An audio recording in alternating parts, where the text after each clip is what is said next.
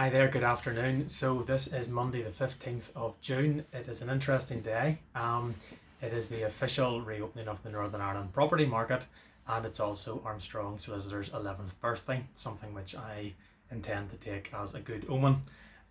It is ironic indeed that we closed our office on our 5th anniversary of Glengormley office opening. That's when we went into lockdown. So as I say, it's somewhat apt that we're reopening on our 11th birthday of Armstrong Solicitors. And I suppose there's two things that I want to sort of talk about in this video. The first one is just to continue on some of the takeaways that I've found by reading through the Department for Communities advice to home movers. And the second thing is obviously, and you will hopefully forgive me for wanting to reflect a little on the last 11 years. If we maybe start off with the property market, the three sort of takeaways that I have, building on the three that I did on Friday. I think initially, the first one I want to talk about is the fact that at this instance, I think that the main pressure, practically speaking, is going to be on estate agents and surveyors. They're the ones who are going to be at the front line today and going forward, making sure that viewings and valuations and inspections can be done in a way which is compliant with regulations, is socially distanced, etc., etc. I think there's quite a bit of reading in the advice for estate agents and surveyors. They will obviously have to digest that. They will have to train their staff. They will have to train their sellers, and they will have to train their viewers as well. So as I say, I think initially that's going to be something that they're going to have to work on. The second thing I want to say very quickly is that there are going to be bottlenecks in the conveyancing process. All of the offices, both solicitor firms, statutory agencies, etc., are getting back at different times and will come back in different ways. And there are clearly going to be bottlenecks, and not everything is going to be able to complete immediately, because there will be things that we've been waiting for, sometimes from before lockdown. There's even bottlenecks in the postal service at the moment. Even though our mailbox is available to take deliveries every day in the office and has been for the last week, we're not getting post every day. And when we do get it, it's at very inconsistent times. So there's still a lot of bottlenecks in the system. And I will even include mortgage lenders in that as well, which possibly seems a little odd, but we do occasionally have one of the largest high street lenders will occasionally not send us funds on the day that we've asked for them, and when we ring them, they simply say that they have done their allocation of telegraphic transfers for the day and won't be doing any more. No other reason than that. So as I say, which is utterly ridiculous, but these are the sorts of bottlenecks I think we can expect. Certainly as lots of offices, notwithstanding that the property market is reopened, lots of offices are still going to take some time just to get back to full strength and full functionality. The other thing I just want to touch on very quickly is the fact that in the advice from the Department for Communities, the actual guidance for solicitors and conveyancing solicitors is actually not entirely, well, it's a bit light, to be honest with you. Now, the one thing that they say is that we can open our business and take on new clients. Well, newsflash, we never actually stopped doing that. Ourselves, like most firms, have been working remotely. We have continuing to transact conveyances when we can. We've been continuing to take on new files and new clients. So as I say, no real change there. They have pointed out, and I think this is important, we must continue to do as much business remotely as we can. Much as I see the idea that people are throwing open their office doors and letting the public in at large, that's simply not what is anticipated or expected by the regulations.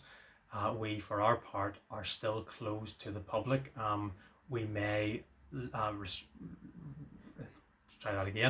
we may loosen that restriction a bit by making visits to our office by appointment only and only where critical, but at the moment we're still doing okay with sort of 99% of our meetings are happening via virtual by Zoom and other means like that. And I think that's something that we're going to stick with. It's something that the client feedback has been particularly good. And as I say, it's something that we're going to push on with going forward. The guidance says, I'm just looking here, we must prioritise support for anyone who is clinically vulnerable and moving home. And importantly, we must do what we can to promote flexibility, making provisions for the risks prevented by coronavirus.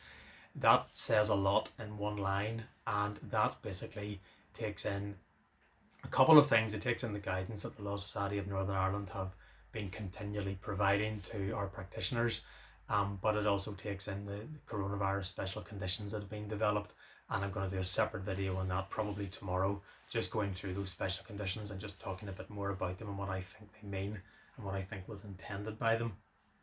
So that is that. 11 years today. We were born out of the 2008-2009 recession. I was in a volume remortgaging partnership, and we, during the downturn of the property market, then we lost the work. I think there was 5 or 6 panel firms in Northern Ireland at the time, and that was culled to 2 or 3, not quite sure. All I know is that we were not one of the ones who survived. So Joanne and I had to start from scratch, and I mean from scratch, with 0 work this day 11 years ago. It seems incredible that we've come so far. It also seems incredible that we are starting again to a certain degree. That is, I'll be honest, a very, very tough one to take. I thought we were past having to fight for our absolute survival, but that is exactly what I think all conveyancing firms are doing at the moment. I'll be honest, there's been a couple of people along the line who have just been there for us, and I apologise immediately for those that I missed, but the ones particularly right at the very outset, 10 years ago, Bank of Ireland, our bank, we came out of our volume remortgaging practice with a fair bit of debt, as you would expect, and they worked with us. We had a very tight set of projections. They worked with us, Paul McClurg, latterly Stephen Simpson, latterly again Gareth Wilson. Those guys have just fought our corner every step of the way, and it has been a pleasure to deal with those guys personally throughout our 11 years.